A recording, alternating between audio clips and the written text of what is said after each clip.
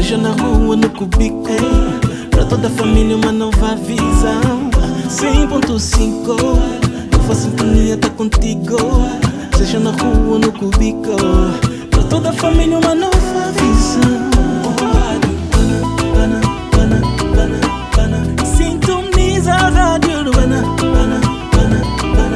100.5. Sintoniza a rádio urbana, 100.5.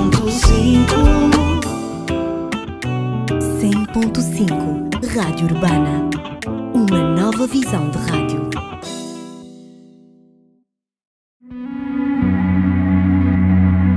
Senhoras e senhores, está a começar o programa Ciência Aberta na Rádio Urbana, o único programa de divulgação científica de Angola.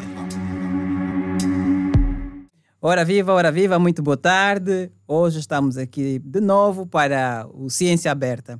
E hoje vamos falar sobre ciência e as questões sociais. Será que a ciência tem preocupação pelas coisas que dizem respeito ao nosso cotidiano? E está comigo, como sempre, a Luísa, que hoje decidiu ficar nos bastidores. Olá, Luísa. Está o Luquênio aqui a operar as máquinas. E estão as nossas duas convidadas especiais. A doutora Aida Nelson e a Rodmira Nanga. A doutora Aida é socióloga, a Rodmira é formada em História, professora de História. As duas vêm de muito longe. Vêm de dois extremos do país. Primeiro do Lubango, foram para Cabinda em trabalho e agora emprestaram-nos um pouco do seu tempo para conversar conosco sobre o assunto que nós temos hoje. Mas eu gostaria de pedir que cada uma fizesse uma apresentação bem rápida de si. Bem rápida e bem curta. Bem, obrigada pelo convite. Como já se disse, eu sou Rodmira Nanga, sou professora e também trabalho as questões de gênero, família, empoderamento da mulher, questões de desenvolvimento comunitário.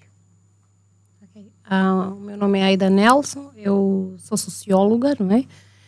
Entretanto, sou professora universitária, PhD em Sociologia, e trabalho questões relacionadas ao desenvolvimento local, não é?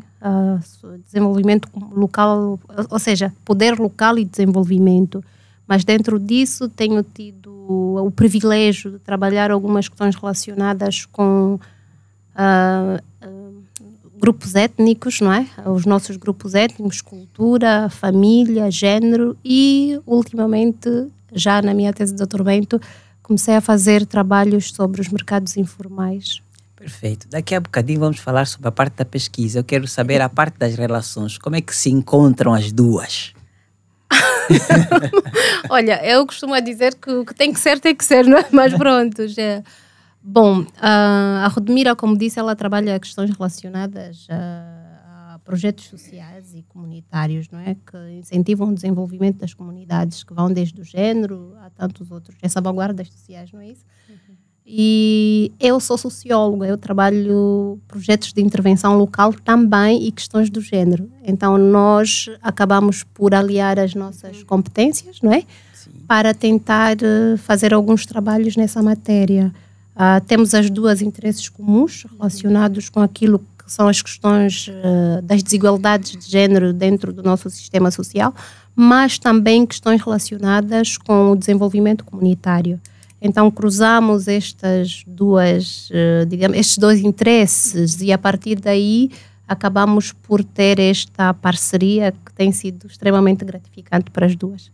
É essa parceria que vos levou para a Cabinda? Sim. Não vou ser repetitiva, como a doutora Aida já disse, temos interesses comuns e eu acredito que nos unimos no sentido de perceber que a cooperação todos têm a ganhar, não é? A partir do momento que percebemos que temos as nossas limitações e que juntas podíamos poder cruzar e cada uma subsidiar naquilo que sabe fazer.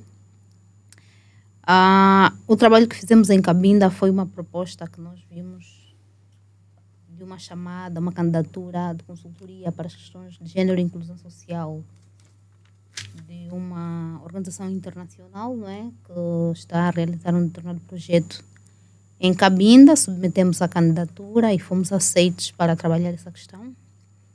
É uma pesquisa que comporta vários campos, tem vários produtos, não é? Inquéritos ou uma pesquisa quantitativa e qualitativa, ou seja, mista, não é?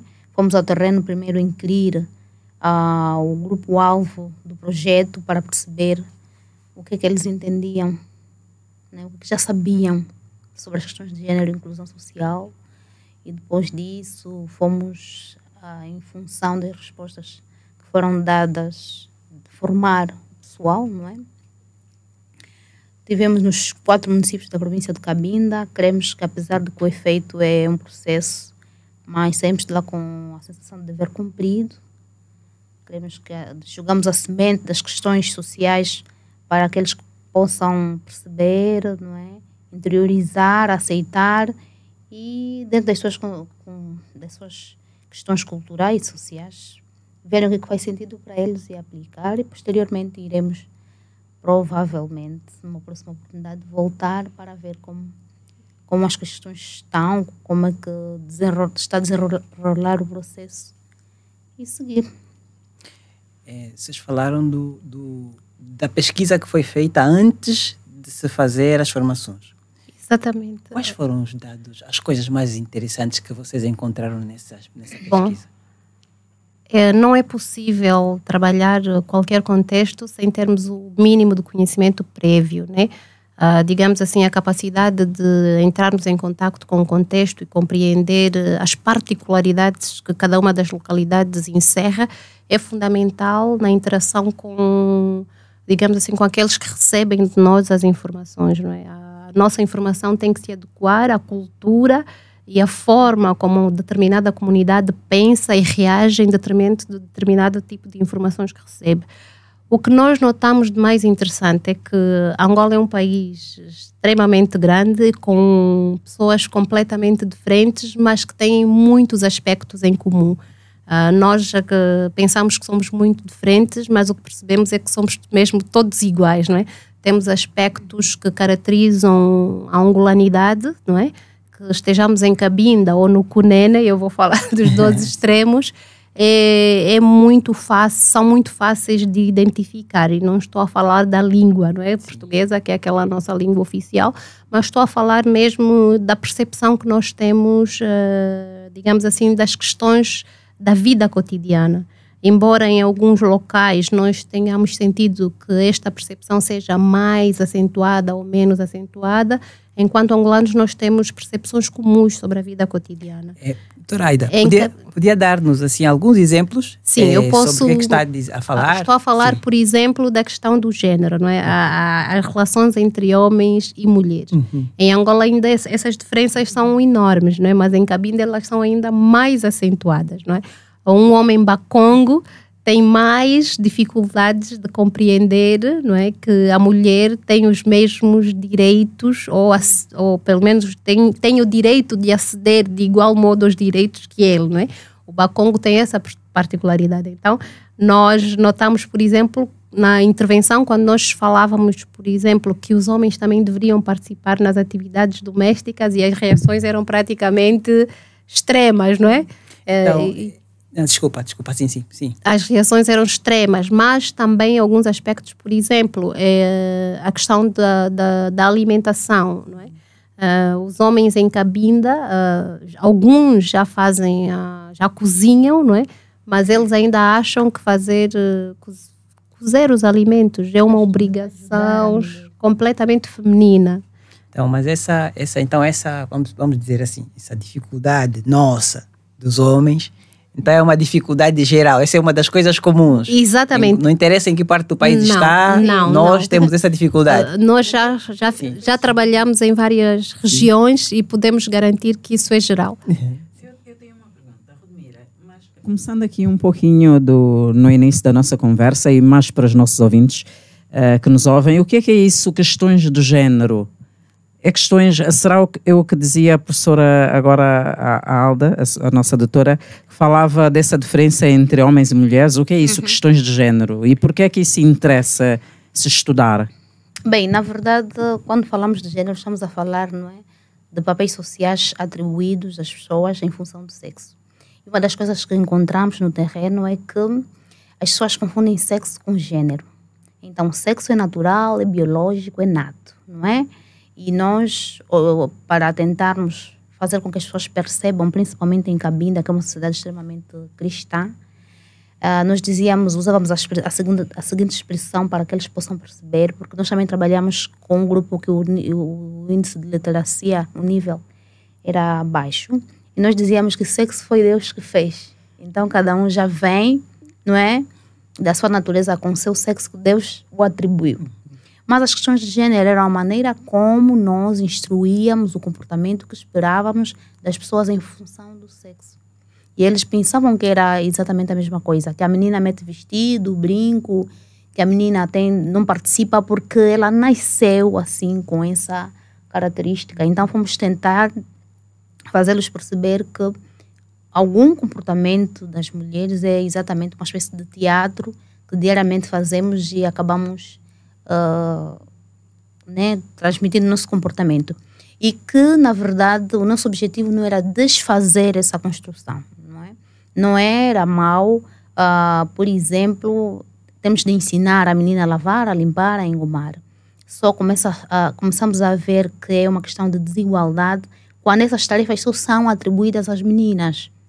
Então, se tivemos uma sociedade em que meninos e meninas percebem que as tarefas domésticas é uma necessidade enquanto ser humano, eu cozinho não porque sou menina, mas cozinho porque temos, como seres humanos, a necessidade de comer. Então, ali percebemos que começamos a ter uma sociedade justa. E outro problema é quando a menina lhe é atribuído esse papel ao tal ponto de que ela é proibida de ir à escola.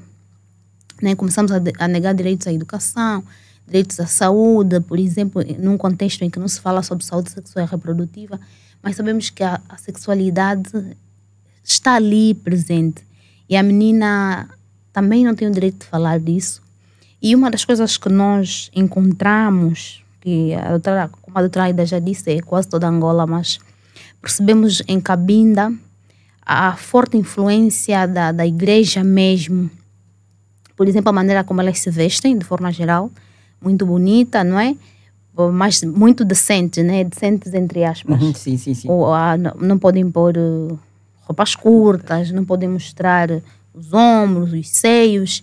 E eles pegaram aquilo como uma cultura, mas quando a gente vê a essência, vê-se que é uma adaptação de um conselho cristão, não é? Elas gostam de usar pano, ok, então usem porque é vosso, é não sei o quê, mas tem que ser assim. Porque se nós olharmos historicamente para o nosso país, não é? Nós fizemos história, nós somos historiadoras, e percebemos que, com alguma exceção, mas nós sempre fomos um povo de matriz matrilinear e que as desigualdades de género, até certo ponto, são uma construção que também, de vários fatores, existem vários fatores, não é? Para essa desigualdade, mas um dos fatores muito fortes é exatamente o surgimento do colonialismo, não é? A igreja cristã, não é? Com o catolicismo. Então, tu percebes que há uma confusão entre o que chamam de cultura nossa, com o que na verdade nos foi ali colocado como um costume para cumprir questões religiosas e que, como já encontrou uma tendência, faz algum sentido, acho que foi fácil tentarem enquadrar, implementar. Então acredito que foi essa mensagem que nós fomos lá levar. E também uma das coisas que nós tivemos o cuidado de dizer é que a ciência, podemos assim dizer, já dentro das questões sociais de género, por exemplo, o Brasil tem mais de 70 géneros, mas que nós em Angola, culturalmente, né, costumeiramente, né, estamos acostumados a falar de 2 géneros, mas que existem vários outros, não é? Olhando para a questão da inclusão social, e que também eles percebam que, mesmo que a gente ainda não quer abordar essa questão, mas é importante saber que nós temos pessoas que se identificam com outros géneros, temos gays, lésbicas, e que é normal a interação com essas pessoas, porque apesar da maneira como ela se identifica, é um ser humano. e devemos a eles respeito, devemos a ela os mesmos direitos que nós temos, né, como héteros, né? Nós temos a nossa opção sexual, a nossa maneira de ser, de estar e de fazer, e qualquer pessoa, independentemente do que nós pensamos e esperávamos sobre ele, precisamos incluí-los para que tenhamos uma sociedade justa. Queria aproveitar, a Mira falou muitas coisas que fiquei com a imagem de uma cebola, muitas camadas que temos que começar a descascar. Vou começar pelas camadas mais fáceis, da questão da matrilinearidade. Quando vocês dizem, aí imagino que seja a mesma ideia, que nós somos uma sociedade em essência matrilinear.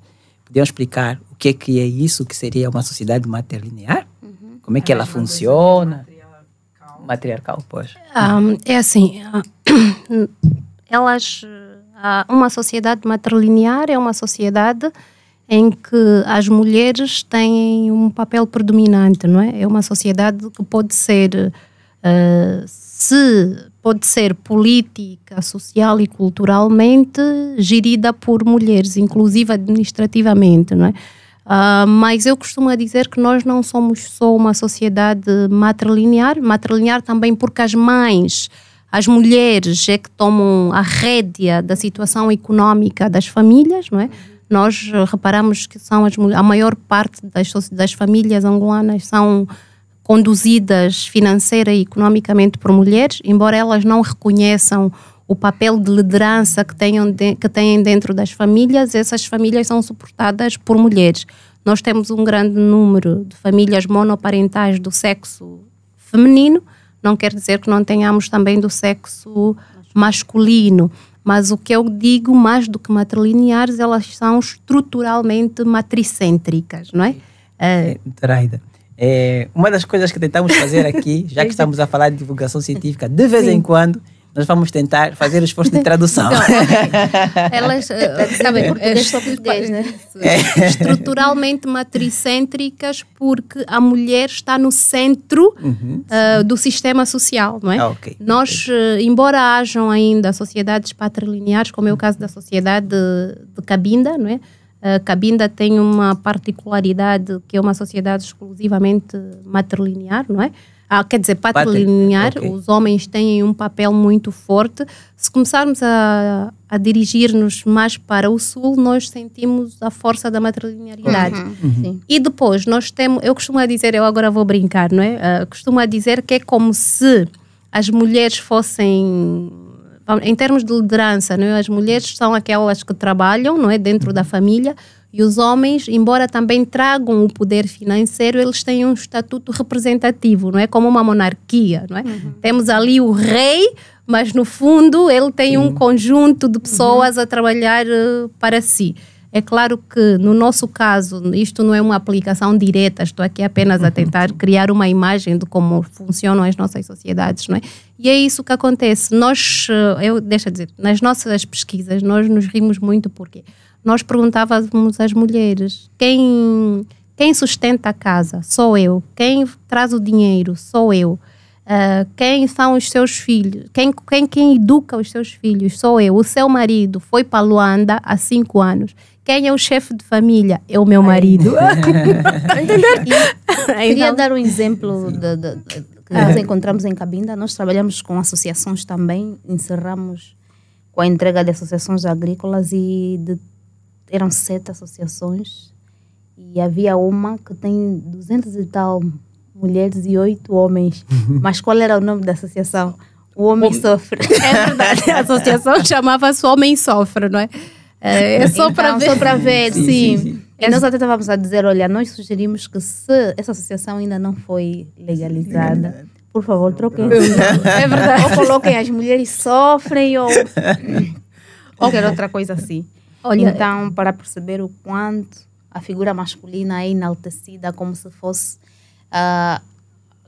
percebe-se a liderança como masculina como uma coisa nata, simbólica, né? Sim. Eles acham que o homem nasceu líder independentemente do que ele faz. E pegamos isso como cultura, mas tu percebes que o fundo é aquela questão religiosa que fala sobre o homem provedor, o cabeça, o líder, e a mulher como auxiliadora, como submissa. Então, como o tema é ciência e questões sociais, nós conseguimos tentar trazer as questões sociológicas para os indicadores científicos, né, para ser percebidos como uma análise científica, mas tu das conta que, como a doutora Aida diz, que às vezes o que se diz não é o que é. Eu acho que existe uma certa representatividade simbólica do poder masculino, não é? Porque as mulheres, elas têm o poder econômico, elas gerem a família, mas existe aquele simbolismo que, como disse a Rodmira, é um simbolismo introduzido pelo cristianismo, não é? Nós tivemos o processo de escravatura, tivemos a colonização e depois tivemos a introdução do cristianismo. Com o cristianismo, nós introduzimos a chamada família nuclear, não é? Sim. E a família nuclear, ela exatamente hierarquiza o papel do homem e da mulher dentro da família. O homem como aquele que é o provedor, aquele que traz os alimentos, e a mulher como a conciliadora, ou seja, aquela que tem o afeto, ela traz o lado afetivo e tem que conduzir a casa, os filhos e por aí fora. E este tipo de organização social hierárquica, que na verdade trata-se de uma espécie de relação de poder, não é? Porque eu acho que aqui é mesmo uma questão de poder. São dois grupos, não é? Um em posição de alternidade e outro em posição de subalternidade, ou seja, um como dominante e o outro como dominado. Essa relação de poder é que gera, que depois se espalha para toda a nossa sociedade, todas as estruturas, instituições sociais, tornando a sociedade binária, não é? Ou seja, tanto na forma como atuamos e na forma como lidamos uns com os outros e temos acesso também às coisas. Só para dizer, doutor Felizardo, que esta questão binária para nós não é inata. Aliás, a universalidade do género, a generificação da sociedade, é uma introdução do Ocidente. Generificação no sentido de dividir por género. Por géneros. Okay, é ocidental. Nas nossas culturas tradicionais, e eu vou falar particularmente daquela que eu faço parte, que são os povos Nhaneca, eu sou Nhaneca. Entre os Nhaneca, o género não é compreendido tendo em conta esta compreensão binária, não é? As relações de poder não se estabelecem entre o casal, homem e mulher. Na verdade, elas se estabelecem por senioridade, não é?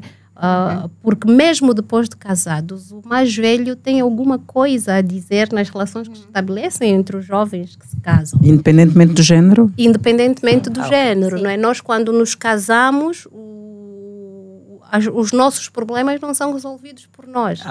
São os adultos, e isso faz-se um pouco por toda a sociedade angolana, mas entre os Nhaneca é muito acentuado. E também tem a ver com a questão da compreensão do próprio género. Por exemplo, associar o género ao sexo, nesta comunidade particular, não é comum.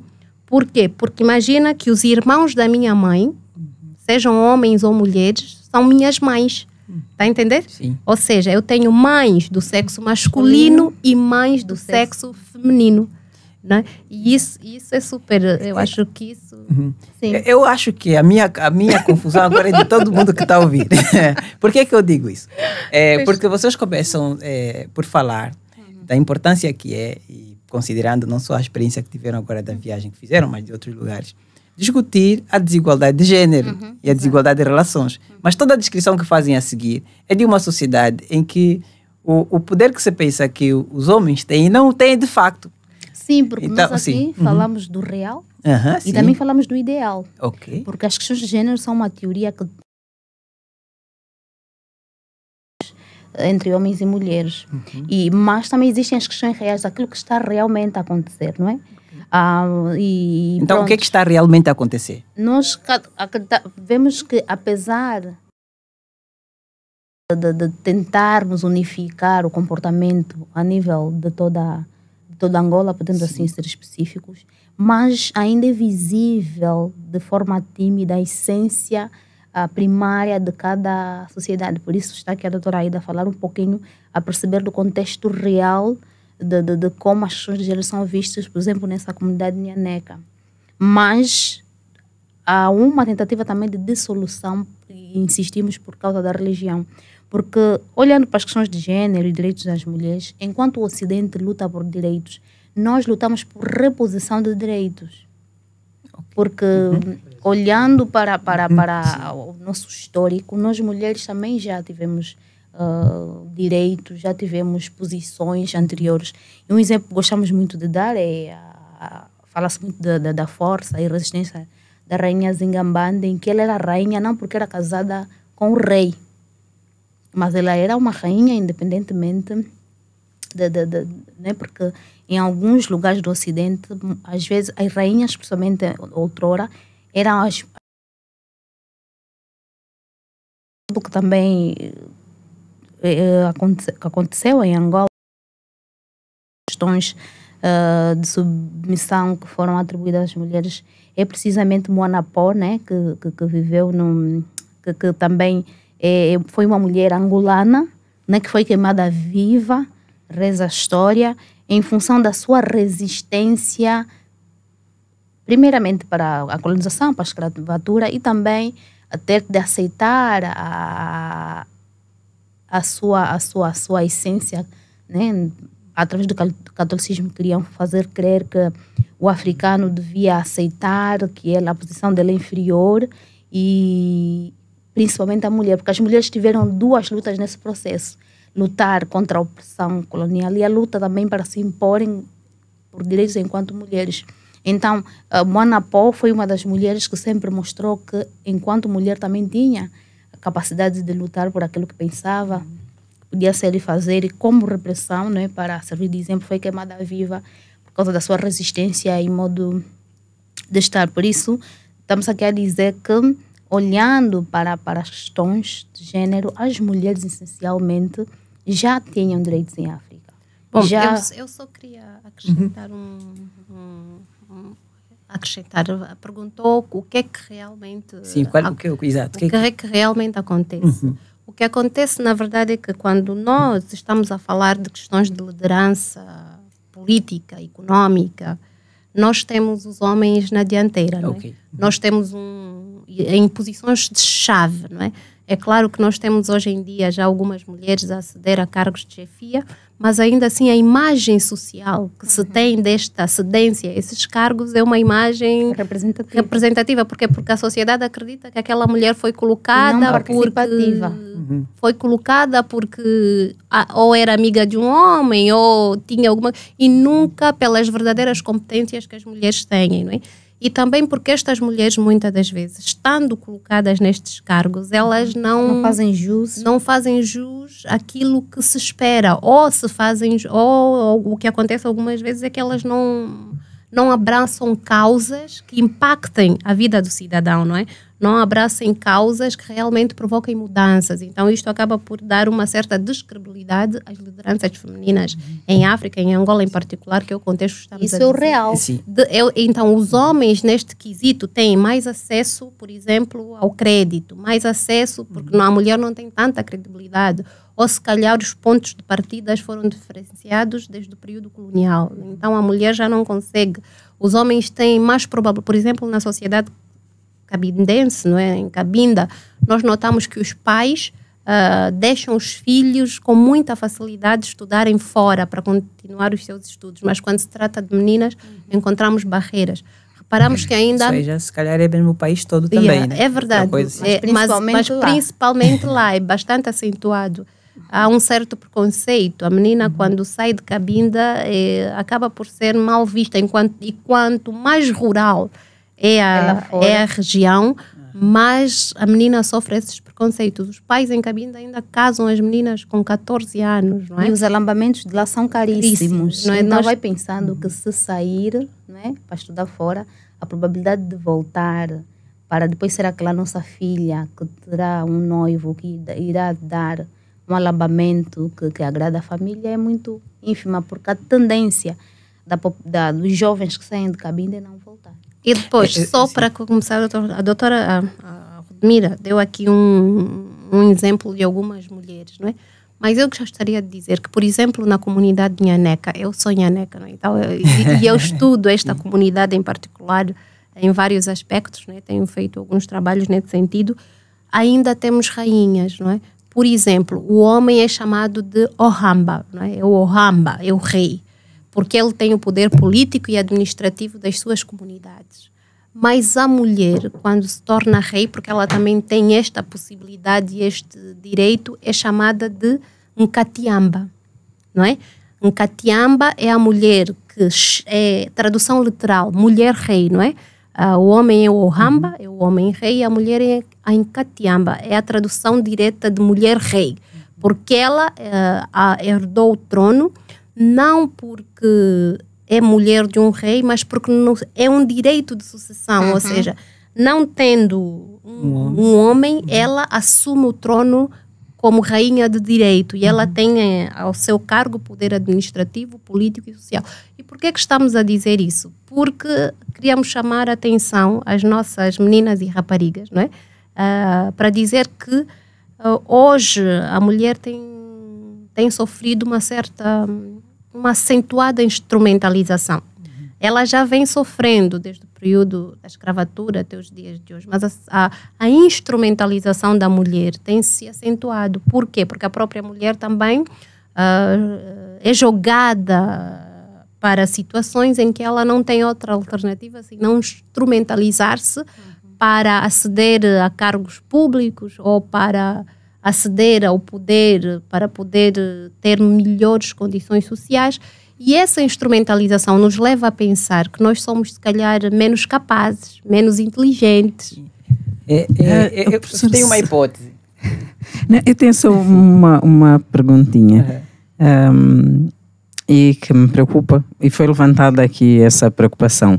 Então, pegando aqui um pouquinho na instrumentalização da menina e da rapariga, será que essas meninas e raparigas têm noção da sua condição?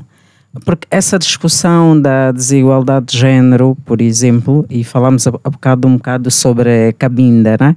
Em que, por exemplo, a pesquisa incidiu sobre um grupo, né, que tem literacia baixa.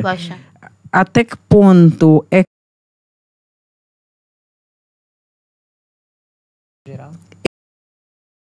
geral e influencia na comunidade? O que é isso, desigualdade? Eles entendem isso como desigualdade? Será que porque uma mulher tem a tarefa, seja doméstica, de cuidar das crianças, de cuidar da casa, do que for, e do homem ter o seu papel também no lar e na sociedade, isto chama-se desigualdade? Até que ponto é que as meninas e mulheres, e até o período em que falamos, têm a noção de que isto é desigual, que isso as incomoda, que elas estão a ser instrumentalizadas e que isso prejudica no seu desenvolvimento como género, no caso?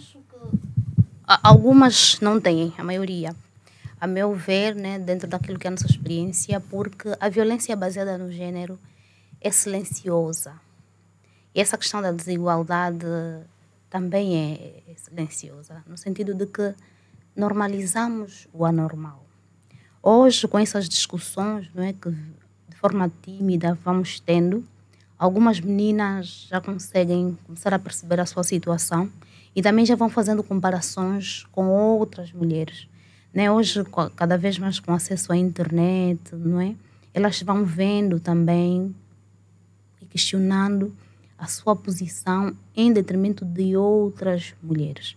Por exemplo, quando falamos das questões de género em Cabinda, uma coisa que nós terminamos por fazer era precisamente refletir por que certas mulheres, e pegar exemplos específicos, por que, por exemplo, uma ministra das Finanças chegou a ministra das Finanças. O que aconteceu na vida dessa mulher para que chegasse a essa posição?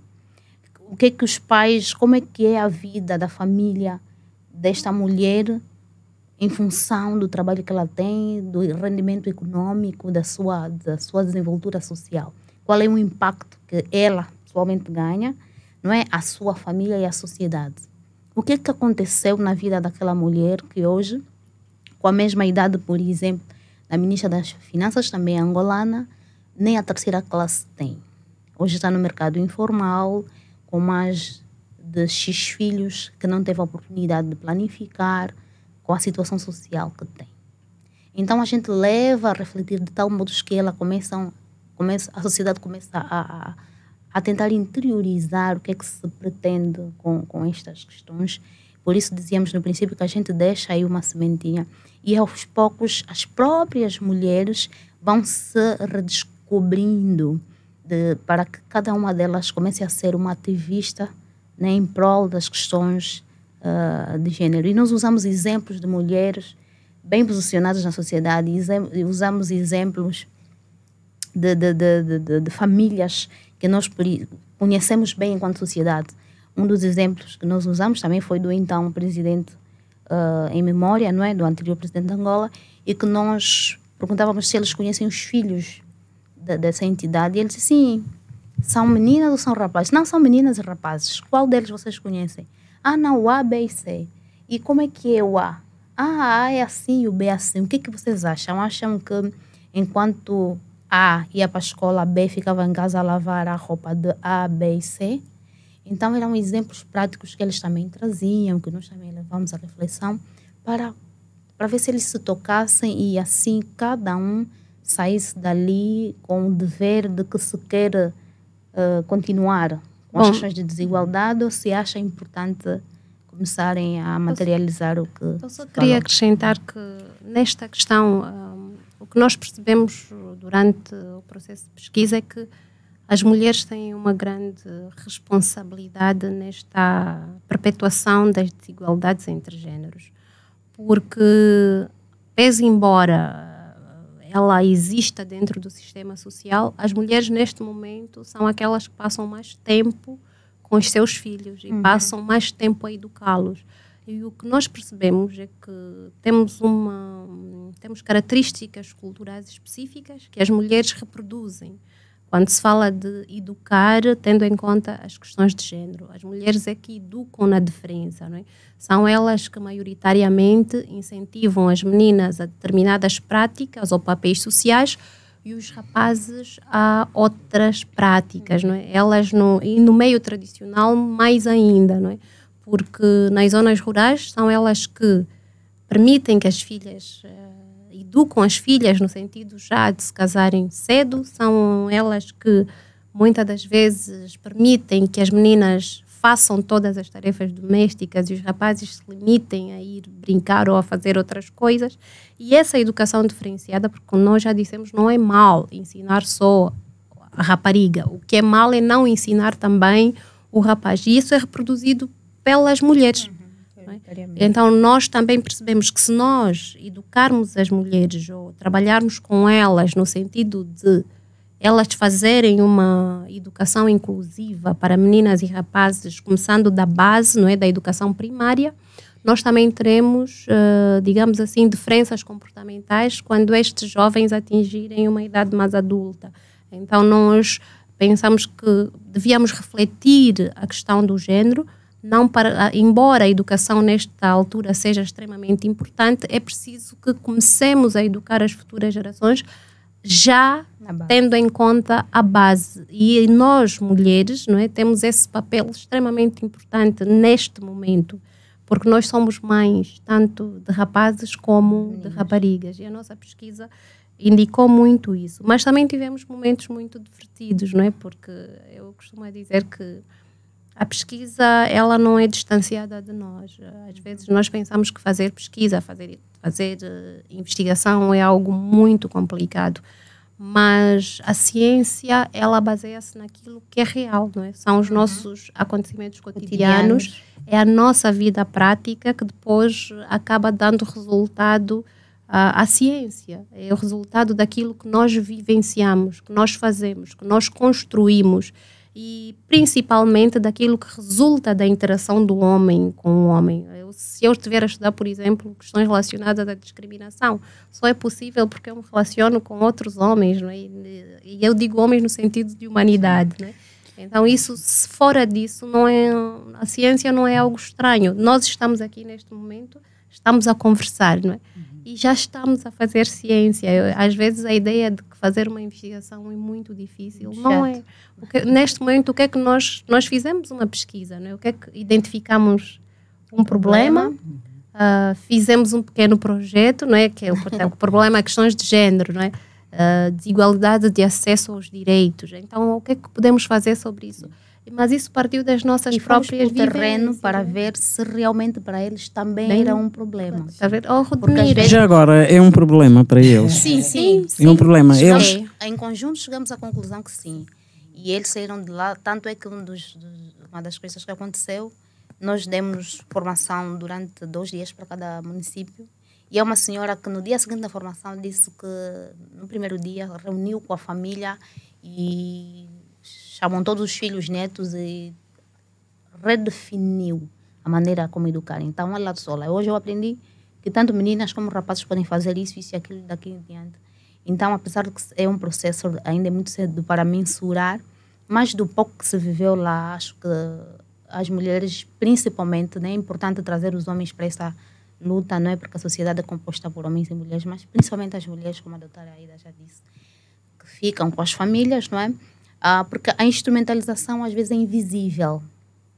E as mulheres às vezes não percebem, porque nós somos instrumentalizadas às vezes a reproduzir o machismo, o patriarcado, desde a asta doméstica até a asta pública, de uma maneira suave, soft, em que somos nós, às vezes mulheres, que maltratamos a nora, a cunhada, a vizinha, não é? Que julgamos a outra mulher em detrimento daquilo que a sociedade espera dessa mulher, por mais que seja uma situação injusta. Então foi o despertar de que é necessário ter solidariedade, empatia e perceber se realmente quais são as consequências desta ou daquela ação. na verdade, o que a Rodmira esteve aqui a dizer é que nós mulheres temos falta de sororidade, não é? Nós, e a sororidade, vou traduzir, o doutor Felizardo diz sempre que temos que traduzir, é a empatia, é a solidariedade, é o amor entre mulheres. E eu acho que a história nos ensinou a competir umas com as outras e não necessariamente a nos unir, a cooperar em prol de uma causa, não é? Eu acho que é isso. Mas eu também gostaria de dizer que... não, eu já tenho uma questão, não é? Não, pode continuar. Durante a nossa pesquisa, nós reparamos que as mulheres sofrem um conjunto de discriminações que são conhecidas como interseccionalidade, não é?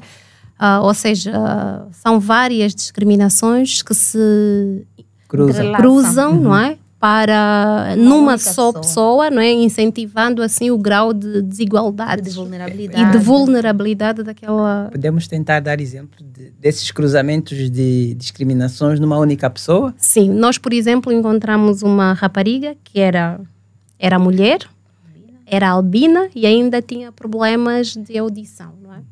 E é analfabeta. Analfabeta, não é? E aí vive no meio rural, não é? É solteira e já tem mais de 30 anos, não tem filhos.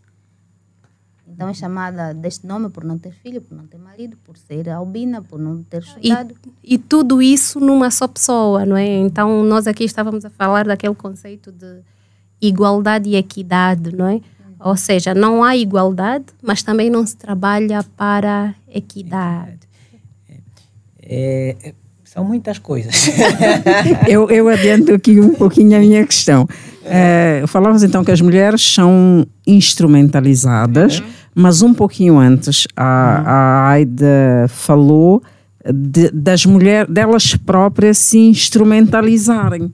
Aí parece que não é, parece que é que parte delas próprias a decisão de, ou fazerem teatro também, como se usamos aqui uma palavra, dera ser objeto de instrumentalização, porque tem uma necessidade, talvez. Mira, eu acho só que eu fui mal interpretada. O que eu quis dizer aqui é que elas, tendo em conta a situação social em que se encontram, elas recorrem à sua instrumentalização para resolver os seus próprios problemas, não é? Como assim? Digamos assim, eu me encontro numa situação de vulnerabilidade. Eu não tenho formação, eu não tenho acesso ao emprego formal. Eu já tenho mais de 18 anos. Eu tenho uma família cujo acesso à alimentação é difícil. E eu até encontrei uma jovem que disse-me, eu acho que isso é o mais extremo, é difícil fazer jejum obrigatório todos os dias, não é? Imagina, isso parece uma frase muito banal, mas é profunda, não é? Quer dizer, eu até gosto de fazer jejum romper com esse jejum obrigatório. seja, Me diga, o que é que ela tem? Não é? E também eu acho que essa instrumentalização... Eu só queria terminar. Ela tem o corpo, não é? E tem o corpo e ela opta. Porque assim, eu posso optar por ir vender, não é? Vou vender umas laranjas, vou fazer sei lá o quê. Mas ali eu vejo que é o rendimento é muito baixo. E às vezes eu tenho irmãos com pais que não os assistem. Tenho despesas imediatas. Então o que é que eu vou fazer? Eu vou instrumentalizar aquilo que mais rende, que é o corpo. Mais em conta. Sim, e também essa instrumentalização, se calhar quem está a ouvir deve estar a perguntar, mas quem instrumentaliza? Isso, sim, boa. E parece, nessa discussão de gênero, parece que às vezes os homens principalmente sentem-se atacados. Mas queremos aqui dizer que quando falamos dessa instrumentalização, não estamos a dizer que os homens são culpados ou que as mulheres são culpadas, mas o nosso sistema social de educação que nos levou ou nos remeteu a esse tipo de sociedade, de pensar, de fazer, de estar. Então, assim como podíamos dizer que somos todos partícipes dessa educação desigual, também temos de ser todos partícipes da educação, né, de reestruturar essa educação um pouquinho mais igualitária e que, apesar de que quando se fala de género, falamos muito de mulheres, porque as mulheres são as que mais sofrem com as desigualdades em termos estatísticos, não é? Mas não estamos aqui a atribuir culpas. Os homens são um papel, eu acho que têm um papel muito importante na superação das desigualdades. Nós não podemos ter uma sociedade que funciona só com mulheres ou só com homens. É preciso que haja, aliás, a sociedade angolana tem 52% de mulheres, nós somos a maioria.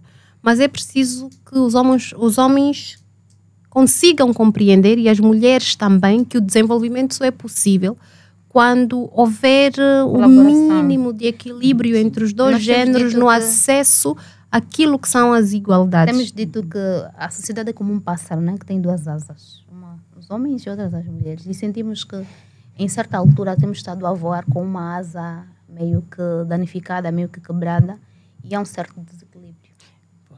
É questão do equilíbrio e desequilíbrio. Primeiro pensar aqui algumas questões que vocês levantaram sobre as mulheres que acabam tendo a possibilidade de estarem em cargos de algum poder, né? E que estão ali, mas não conseguem exercer plenamente esse poder. Pareceu-me que ficou a ideia um pouco de que elas perdiam a força de exercer esse poder, mas a mim me parece que é muito mais, né? Que a ideia é justamente vocês pensarem como as vossas duas experiências nos ajudam a compreender um pouco melhor isso. Se calhar muito mais do que ela sentir não ter poder, ela não encontra, quer dizer, não lhe são colocados obstáculos para que ela não exerça esse poder. Isso é uma questão. É isso que nós chamamos das barreiras invisíveis, não é? Por exemplo, uma mulher quando tem acesso ao poder, ela encontra muitas barreiras. Primeiro, ela encontra as barreiras familiares, não é? Dentro de casa, se tiver uma relação conjugal, não partilha tarefas, já começam a pressioná-la porque mulher é mulher, mas também tem que ter o lado das tarefas dupla domésticas, jornada. né? É a questão da dupla jornada de trabalho que a doutora Mira disse aqui, mas também, além desta questão da dupla jornada de trabalho, ela depois também sofre pressão dentro do próprio local de trabalho. Primeiro, porque os colegas do sexo masculino, embora mostrem algum respeito, eles sempre acham que ela não deveria estar naquele lugar, que aquele lugar deveria pertencer a outro. Depois tem também acesso ao know-how e ao background, não é? Por exemplo, ela se não tiver um background bastante confortável, ou seja, o conjunto de relações que ela estabelece dentro do sistema social com os outros, a habilidade é o know-how, não é?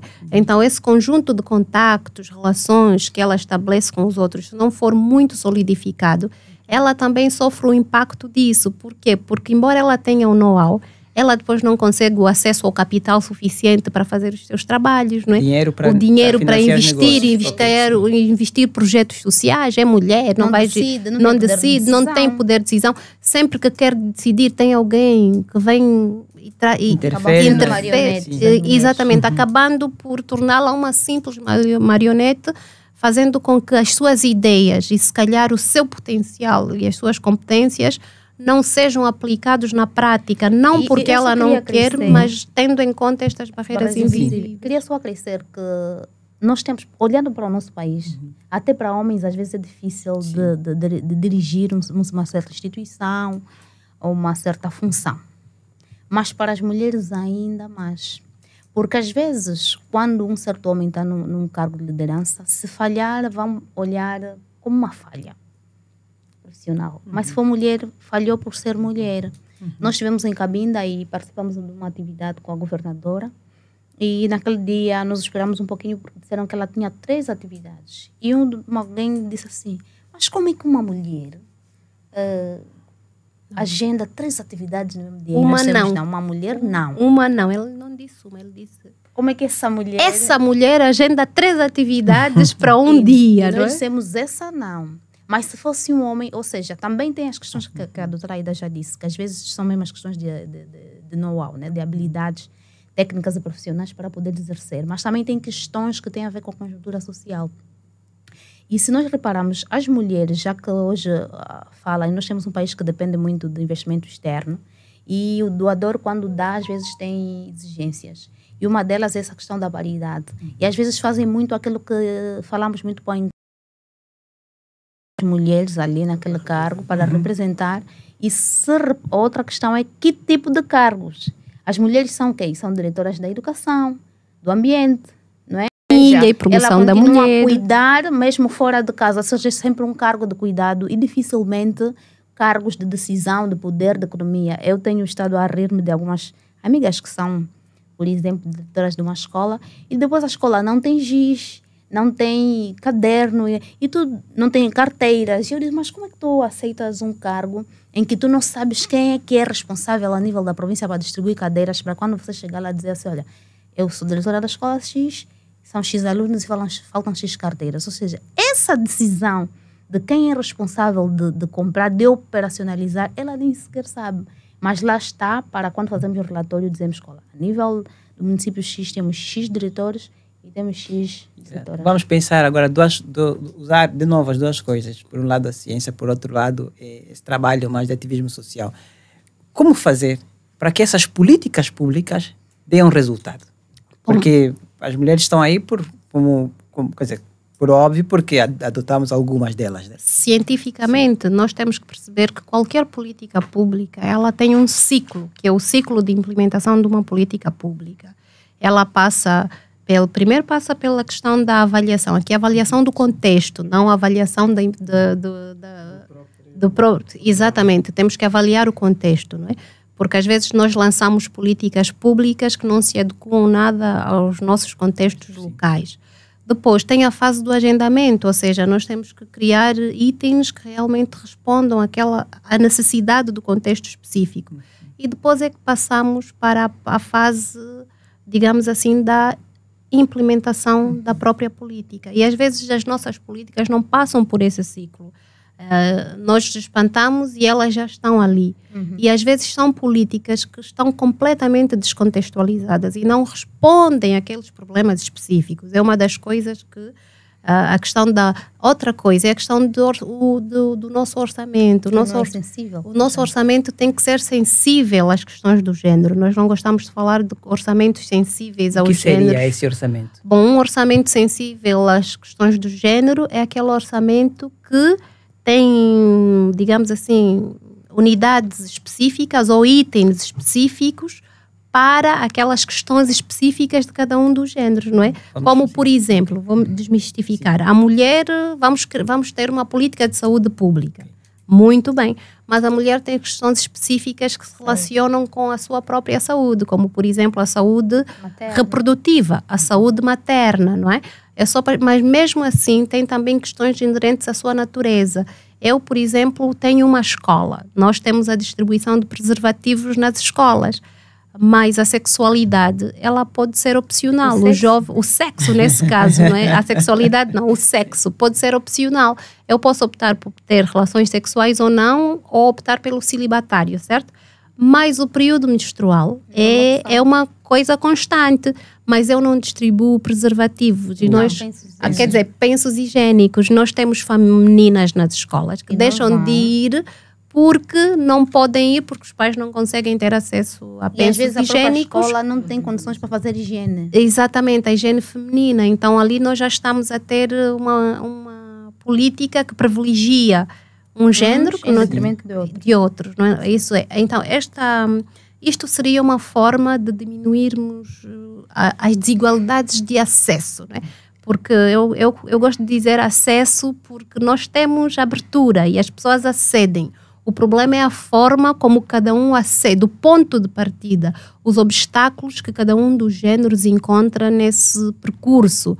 Um rapaz, se encontrar uma estrada, é mais fácil ele correr por ela e chegar até a meta. Mas se for uma rapariga, ela tem pequenos obstáculos que quem tem que atravessar, não é? Eu digo pequenos, grandes obstáculos que tem que atravessar até chegar ao topo, não é?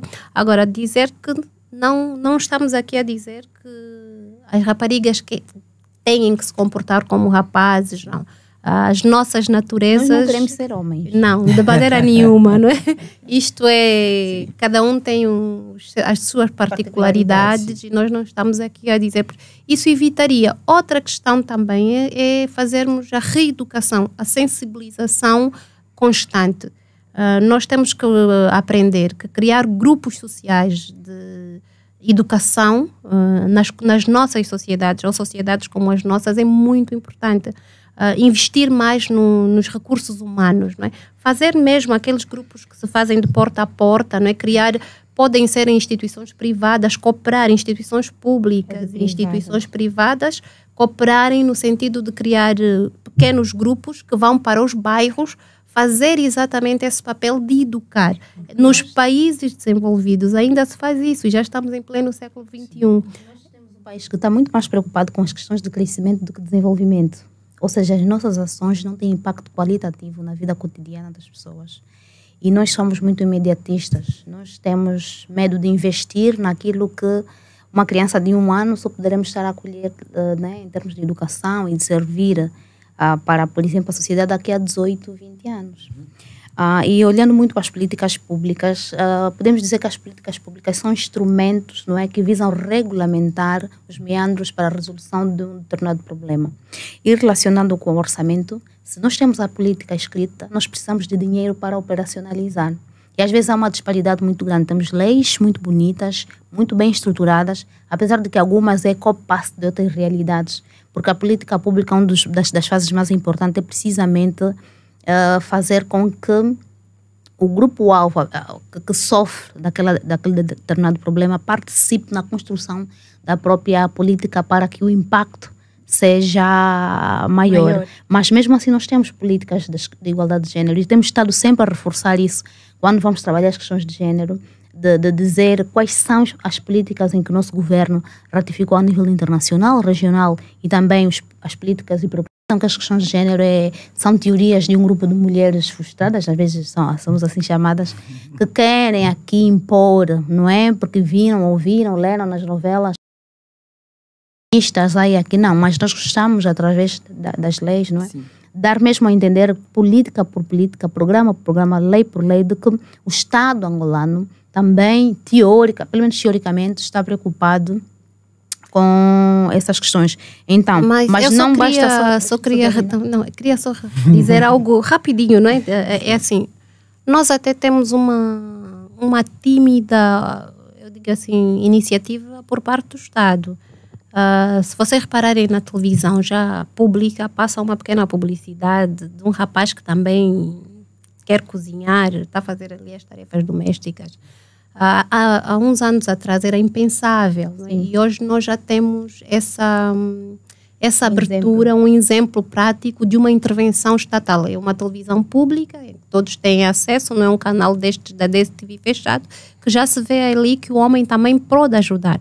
Agora, a questão é mesmo a questão do investimento nas áreas sociais. Quanto eu quero gastar, não é? Qual é o orçamento que eu quero gastar para resolver aquele determinado problema? Eu sei que as nossas questões básicas não estão resolvidas e às vezes a tendência é dizermos que estamos a gastar o nosso dinheiro com as nossas necessidades básicas. Precisamos de comer, precisamos disto, precisamos daquilo. mas as nossas questões básicas nunca serão resolvidas se nós não investirmos nos géneros, não é? Nos homens, que são homens e mulheres. Eles são a peça fundamental para o desenvolvimento.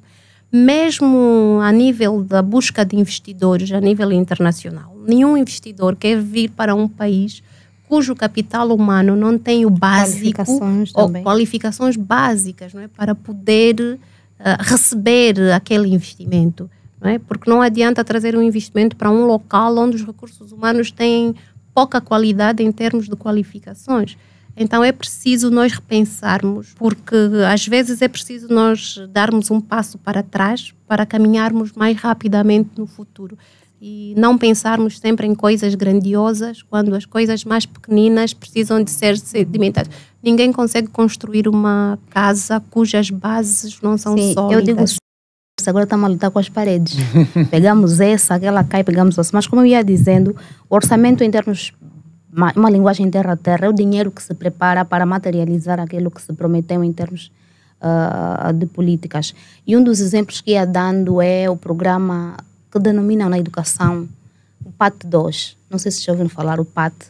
Teve a fase 1, temos agora a fase 2, que é um programa de formação, né?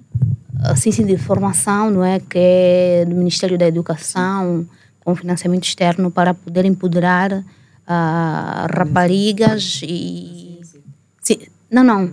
São formações mais sobre saúde sexual e reprodutiva, empoderamento da mulher, as questões de gênero também, violência baseada no gênero. Então, já é um projeto, já é um programa que tem orçamento, não é? Que será feito a nível das 18 províncias. Sei que há 1 ou 2 semanas, a nível de Luanda, formou-se os formadores nacionais para que cada um seja distribuído a nível das províncias para formar os mobilizadores, não é? E também formar os professores, essencialmente aqueles professores de educação moral e cívica e aqueles também que trabalham no setor pedagógico, para que possam ter mais competências para poder trabalhar essas questões. Evidentemente não é o suficiente, mas é um passo, né, e um exemplo prático de como às vezes a relação entre políticas e orçamento podem funcionar. Eu penso que falar sobre questões de género acaba por ser praticamente... São questões transversais, não é? Nós acabamos por tocar um bocadinho... Sim, várias... Eu tenho aqui uma... Não é uma preocupação, se calhar uma provocação. Hoje, não sei se é uma questão também histórica, mas hoje há inclusive a nível social das cidades de Angola, há um grupo de homens que até já criaram grupos grupos agarrados, mais ou menos, porque entendem que as mulheres, e acho que as mulheres estão nessa posição, que as mulheres não vivem sem pedir. Portanto, foram rotuladas como posso te pedir algo. Se eu as posso te pedir algo, portanto, isso generalizou-se um bocado na sociedade angolana, que as mulheres pedem tudo e mais alguma coisa, pedem aos homens o dinheiro para cuidarem da sua beleza, pedem dinheiro aos homens para participar da cidade ou a escola, pedem aos homens dinheiro para se alimentarem. Historicamente, isso é verdade. Penso que é uma posição meio pejorativa para as mulheres, se não for verdade, não é? É assim, eu acho que, eu gosto de dizer isso, que ao longo da história, não é? Esta relação entre as mulheres pedirem, não é? Eu gostaria de dizer que algumas mulheres pedem. Se calhar as mulheres com as quais eles estão habituados eles também pedem a outras lidar, coisas. não é? E eles também pedem outras coisas, porque uma mulher só tem troca leal. Uma mulher só tem a liberdade de pedir tanto assim quando existem relações de troca. Aliás, as relações entre os seres humanos são baseadas em interesses, não é? E privilégios que cada um no caso dos géneros, homem e mulher, têm nessa relação. E sempre que algum se sente lesado, ele tende a terminar a relação. Significa que se existe uma relação e alguém está a pedir e eu continuo a manter nela, é porque eu tenho algum privilégio dessa relação. Também estou a receber. E isso só aconteceu por quê? E eu falo isso porque nas zonas citadinas é normal que isso aconteça, porque existe um grande número de mulheres que escolheu como alternativa ter este tipo de vida, não é? Pedir para poder sobreviver, mas sempre em troca de alguma coisa, não é? Eu gostaria de seja a afetividade ou não estou a falar aqui de outras questões, estou a falar também sempre, dessas questões. destas também, mas há sempre alguma coisa que a mulher dá em troca, porque ninguém dá nada sem receber algo, ainda que seja o seu próprio, como é que se diz? A valorização do seu ego. E dizer também que isto aconteceu por quê? Porque nas zonas urbanas, aqueles homens que tinham acesso ao capital habituaram as mulheres, e algumas até de muita terra em idade, né? Nós ouvimos falar das 14zinhas, né? De repente apareciam miúdas que nem trabalhavam nem nada, já tinham acesso a carro, casa, né? Enquanto uma senhora que está a trabalhar há anos e anos ainda nem... Então, este tipo de situações que é propagada pelas elites masculinas, que favorecem meninas carenciadas, que precisam de bens para sobreviver e a partir disso estabelece essa relação, existe, mas esta franja da população não pode ser generalizada. E também eu porque, só para terminar, a maior parte das mulheres deste país trabalha de sol em sol à procura do seu ganha-pão. Eu vou dar exemplo das mulheres rurais que vão de manhã nas suas lavras, não é? E voltam todos os dias com o seu cesto à cabeça e o filho às costas para fazer o jantar e dar aos maridos que vão passear, não é? Vou falar das tias zungueiras que zungam a sua bacia todos os dias de manhã até à noite para ter sustento para os seus filhos. E vou falar de outras também, como eu, que trabalham todos os dias, não é? E não gostariam de ser incluídas neste rótulo. Então, neste caso, eu vou mesmo provocar que os agarrados não generalizem, mas que procurem resolver os seus problemas com as mulheres que estão habituados a lidar. Não é? Eu queria apanhar a boleia nessa problemática para colocar uma Não gostamos uma da outra... provocação da Associação dos Agarrados. Estamos ofendidas. Para colocar uma... Mas leia na fogueira. Mas para perguntar, aproveitando inclusive mesmo aqui a expertise também, vossa que trabalham com as questões sociais. E sobretudo, uma coisa que colocaram logo no início, que ficamos muito presos à linguagem verbal, mas há muita coisa que está fora dessa comunicação verbal e que às vezes nós não nos apercebemos. E aí eu pergunto-vos, para provocar, para se calhar discutirmos mais um bocadinho, o Luquene ainda não me mandou parar, ainda acho que ainda dá para falar um pouquinho. Mas para provocar, então já estamos quase aí para o fim. Mas só um questionamento. Não será que, pensando a partir dessa perspectiva dessa linguagem não verbal, que, por um lado, estes homens agarrados que dizem, que fazem essa reivindicação, eles não estão, na verdade, por detrás desse barulho todo que estão a fazer, não estão, na verdade, a assumir o facto de que, por conta de toda a condição socioeconômica do país, eles não têm a mesma capacidade de prover que eles tinham antes. Portanto, só a dizer, olha, não temos mais dinheiro. Só que não conseguem usar essas palavras. E, de outro lado, as meninas, algumas mulheres que recebem, não estão também, quando elas reclamam que têm o direito de receber, não estão a fazer o mesmo grito. Ou seja, têm a compreensão de que estão numa sociedade que historicamente as empobreceu e que alguém precisa de assumir a responsabilidade para evitar esse jejum. Eu acho que também é obrigatório. Eu concordo plenamente, porque, deixa-me só dizer, Rodmira, eu vou afirmar aqui, esta relação de vantagens para ambos sustentou muitas famílias, colocou muitos filhos na escola e foi para muitos anos, para muitas mulheres, serviu como profissão, não é?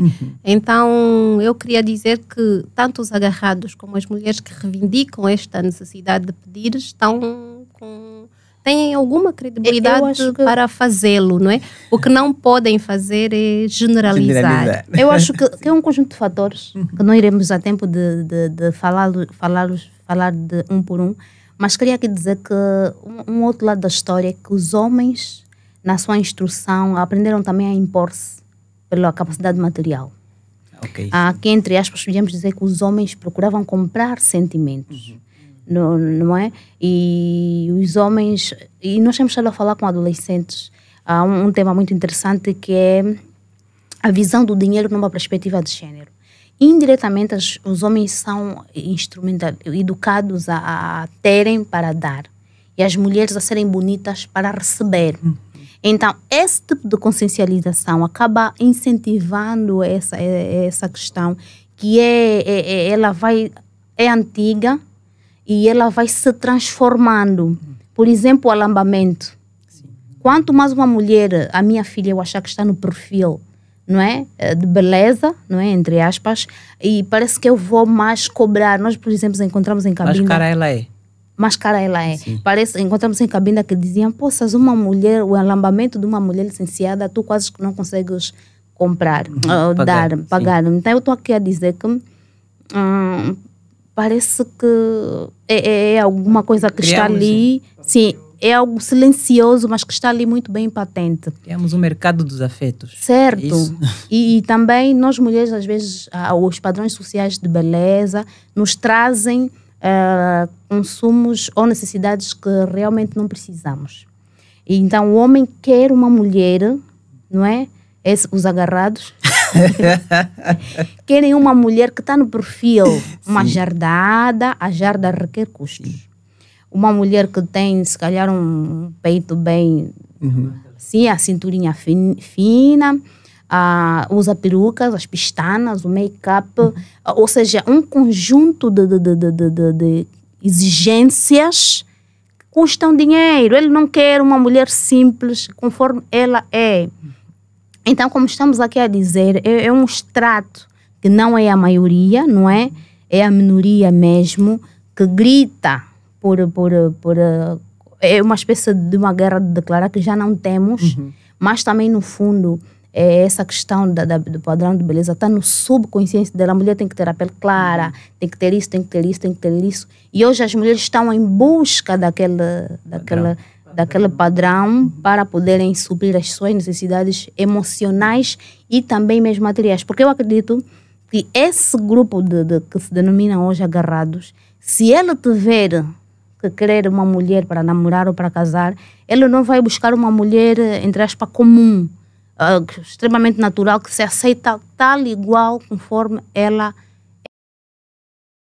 é. E homens que escolhem mulheres do padrão para se exibir. Eu já tenho estado a observar de forma muda nos casamentos, em que as mulheres ficam ali como se cada um quisesse exibir qual é a mais esbelta, qual é a mais jardada, e não se fala, mas é visível nas fotografias que postamos, naquele cenário onde se tira fotografias, e os comentários nos corredores também. Então eu acho que em algum momento é justo algumas mulheres pedirem dinheiro nesse tipo de homens.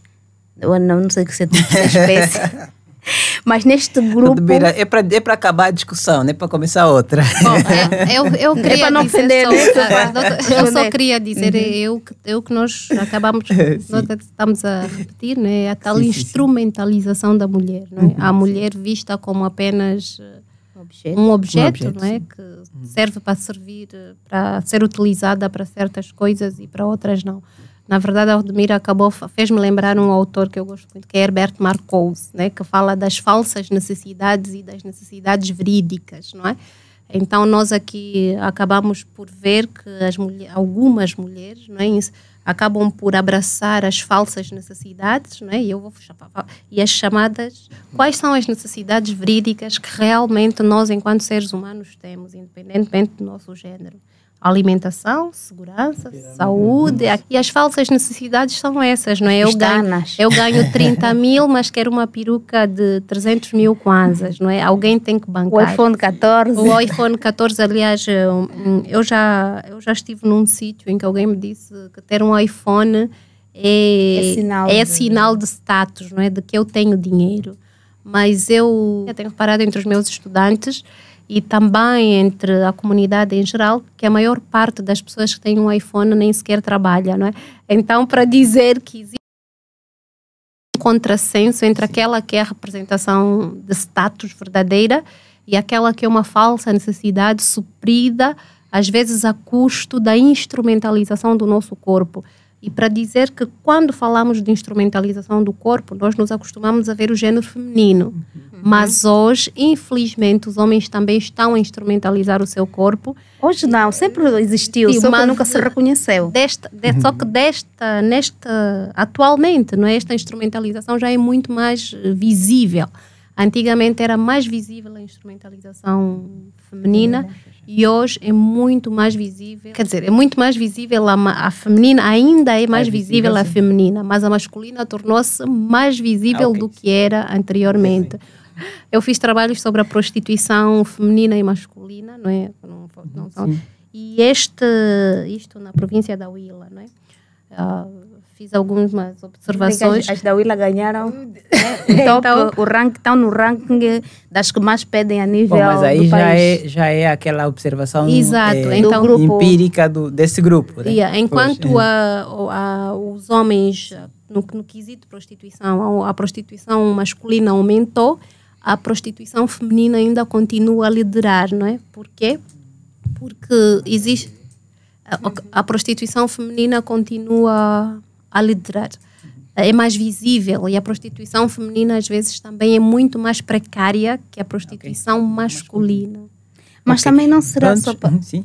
Não, pode sim terminar essa questão da prostituição não será porque simbolicamente só existem prostitutas e não prostitutos? Porque normalmente o conceito, apesar de existe um conceito, não é, que remete a olhar só para a prostituição como um ato feminino, porque quando há uma mulher a prostituir-se, tem um homem que vem, não é, procurar, podia dizer que é igual, só que nunca se reconheceu a nível do lado masculino. Desculpa, não é igual. Eu estou mesmo a gostar da discussão. Estatística, só para terminar, e eu falo isso com alguma propriedade de causa, não é igual. Porque assim, a maior parte dos rapazes que vêm das zonas rurais ou têm algum problema, chegam na cidade, eles vão trabalhar, lavam carros, vendem vassouras, vendem coisas na rua, não é?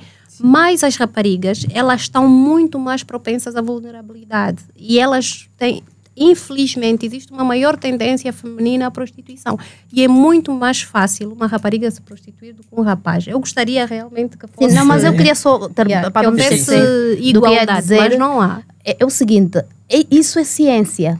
E o tema diz ciência e problemas sociais, e questões sociais. Sim. E uma coisa que eu já queria dizer no princípio, mas me esquecendo, e que eu sempre tenho estado a falar, uma das coisas que eu também tenho estado a discutir é, por exemplo, os indicadores internacionais de classificação de riqueza e pobreza. Nós, a nível da Angola, a nível da África, temos escassez de conteúdo científico. E todo aquilo que é estruturalmente chamado de ciência, parte dos indicadores ocidentais, né, que nos impõem e nos trazem como ciência.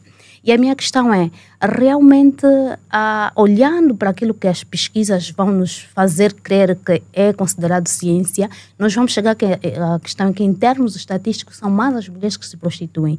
Só que eu aqui queria trazer o pensamento empírico e visível de que quando tem uma mulher a prostituir-se, está a prostituir-se com um homem. Não, difícil... Percebe? É nesse sentido, não negando as pesquisas que se fazem, né? Porque... Mas quem está a vender o serviço. Sim, é nesse sentido que eu ia dizer. Acaba só... Por exemplo, o conceito de corrupção. Quem recebe e quem dá são corruptos. Um é corrupto, outro é corruptor. Sim, mas estão dentro do conceito de corrupção. Mas quem vende é prostituta. Quem compra não está dentro do processo, está excluso. É nesse sentido, assim, não quero negar... Desculpa só, Rodmira. Vamos já terminar. Eu só queria dizer que a prostituição é uma profissão e é uma das mais antigas. Aqui ninguém está a negar estes dois lados, porque assim, no caso da prostituição específica, não é? Há alguém que está a fornecer um trabalho, seja ele informal ou não. Há países que já se tornaram legal, mas não é o nosso caso. A prostituição é a prestação de um serviço ilegal em Angola ou informal que não é legalmente reconhecido. Agora, mas também não vejo assim grandes condenações, a não ser aquela mais moral. Não estamos a fazer um juízo de valores. É isso. Estou só a dizer que neste caso, aquele que vem comprar o serviço não pode ser incluído no conceito de prostituição, porque ele está a comprar um serviço. E eu, quando vou fazer os estudos sobre a prostituição, eu não posso falar sobre quem compra os serviços. Eu tenho que falar sobre aquele que vende. E é isso exatamente que eu estou a falar. Não, mas isso não é errado. Porque os efeitos daquilo que são as causas e consequências da prostituição, elas são avaliadas naquela pessoa que pratica e não naquela pessoa que compra os serviços. Isso, exatamente. Quem compra tem poder econômico para comprar. Agora, é só isso que eu quero bater na rapidamente. Tem poder econômico. E quem vende está em situação, às vezes, de vulnerabilidade. O que se disse aqui, todo mundo sabe, né? E isso encontramos bem claro e indiscutível. O que eu estou a tentar trazer é o outro lado da moeda. Até preciso. Quem vende, quem compra, está no elo de comercialização. Sim. Está a perceber? Fazem parte do circuito de comercialização. Mas agora temos mesmo que terminar, Rudmira. Muito obrigado, Rudmira. Muito obrigado. Foi fantástico, foi uma conversa muito boa. Muito obrigado pela vossa presença. Sabemos o esforço que tiveram que fazer, chegaram de viagem e vão já praticamente ter que viajar outra vez. Luquênio também, muito obrigado por essa paciência. Luís aqui nos bastidores. Então, isso foi mais um Ciência Aberta. Obrigada. E até o próximo programa de Ciência Aberta. 100.5, nova sintonia tá contigo. Seja na rua, no cubico, para toda a família uma nova visão. 100.5